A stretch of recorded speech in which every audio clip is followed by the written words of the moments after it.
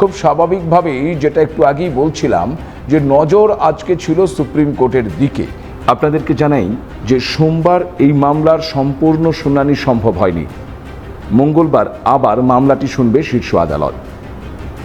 মামলাকারীদের তরফে ভোটার তালিকা চূড়ান্ত করার ওপর স্থগিতাদেশের আবেদন জানানো হয়েছিল, কিন্তু গোটা প্রক্রিয়া এখনই স্থগিত করে দিতে রাজি নয় আদালত। সোমবার যে এসআইআর ড্রাফট লিস্ট প্রকাশের স্থগিতাদেশ দেয়নি সুপ্রিম কোর্ট, অর্থাৎ নির্বাচন কমিশন যে খসড়া তালিকা বা ওই ইলেকটোরাল রুলস 1 আগস্ট প্রকাশের সিদ্ধান্ত গ্রহণ করেছে, তার ওপর কোনো স্থগিতাদেশ নেই। ফলে 1 আগস্ট বিহারের ভোটার তালিকার একটা প্রথম খসড়া তালিকা তারা প্রকাশ করতে পারবে। এবার প্রশ্ন হচ্ছে যে ওই বিহারে আজ হচ্ছে, আগামীতে দেশ জুড়ে শুরু হবে এই বিশেষ নিবিড় সংশোধনী প্রক্রিয়া, যার মধ্যে রয়েছে এই বাংলাও। বাংলা একটি সাংবিধানিক ও সাংস্কৃতিক সংবেদনশীল রাজ্য। এখানে রয়েছে বহু সীমান্তবর্তী জেলা, যেমন উত্তর 24 পরগনা, দক্ষিণ 24 পরগনা, নদিয়া, মালদা, মুর্শিদাবাদ, উত্তরবঙ্গের বিস্তীর্ণ এলাকা। আর সেই সীমান্তের মানুষজন দীর্ঘদিন ধরেই অনুপ্রবেশকারী বলে চিহ্নিত হওয়ার আশঙ্কায় রয়েছেন। এনআরসি প্রসঙ্গে এই রাজ্য ইতিমধ্যেই উত্তাল হয়েছে। এখন সেই স্মৃতি আবার নতুন করে ফিরে আসছে এই এসআইআর এর আশঙ্কায়। এখন প্রশ্ন একটাই যে বাংলা কি প্রস্তুত এই এসআইআর এর মতন একটি কঠিন প্রক্রিয়া গ্রহণ করার জন্য? প্রশাসন কি যথেষ্ট প্রশিক্ষিত এবং সংবেদনশীল যাতে প্রকৃত নাগরিকদের চিহ্নিত করতে পারবে তারা? মানুষ কি প্রস্তুত নিজেদের আবার প্রমাণ করার জন্য? এমন একাধিক প্রশ্ন ইতিমধ্যেই ঘোরাফেরা করছে মানুষের মনে।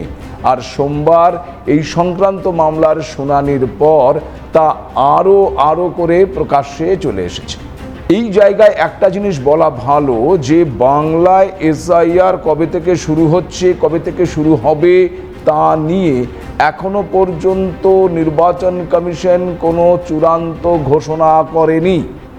তবে আমরা যদি একটু নজর দিই আমাদের রাজ্য মুখ্য নির্বাচন কমিশনের দিকে, তাহলে দেখব যে তারা কিন্তু ইতিমধ্যেই একটা প্রস্তুতি পর্ব শুরু করে ফেলেছে।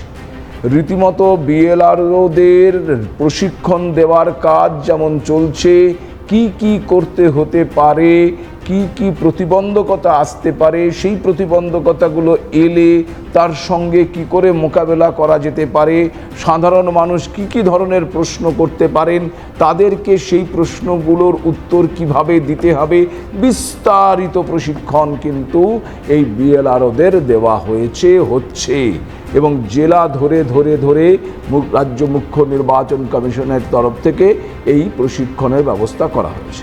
গত দুদিন আগে আমরা দেখলাম নজরুল মঞ্চেও একটা এই নিয়ে প্রশিক্ষণ শিবির পর্যন্ত হয়ে গিয়েছে, রীতিমতো সবাই সেখানে উপস্থিত ছিলেন।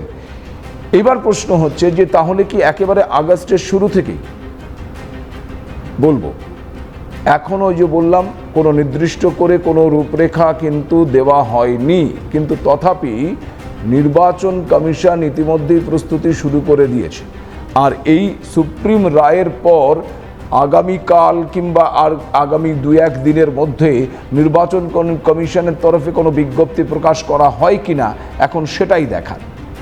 তবে যেটা বিভিন্ন সূত্র মারফত যে তথ্য আমাদের কাছে এসে পৌঁছচ্ছে, তার থেকে আপনারা জানতে পারছি যে আগস্ট মাসে বিহারের যে খসড়া তালিকা প্রকাশিত হবে, সেই প্রকাশিত তালিকার পর তারা আবার ভুল ত্রুটি সংশোধনের অবকাশ কিন্তু থাকছে, সে বিষয়ে তারা লেগে পড়বে।